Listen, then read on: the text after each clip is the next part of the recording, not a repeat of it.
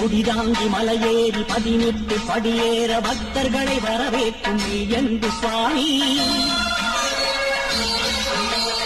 இருமுடியை சுமந்தவுடன் இருவினைகள் களைந்துவிடும் குணம் கொண்டு குலங்காக்கும் வேண்டும் சுவாமி. தன் பக்தர் தவறுக்கு தானேதான் பொறுப்பேற்று ஒரு பக்கம் சாய்ந்திட்ட ஓங்கார சுவாமி. மதமின்றி இனமின்றி மலையேறி வருவோர்க்கு மனம் போல வரம் நல்கும் போர் கன்னி சுவாமி. பந்தங்களில் விடுபட்டு பக்தியதில் வசப்பட்டு குறை கேட்டு குறை தீர்க்கும் மெய்யான சுவாமி.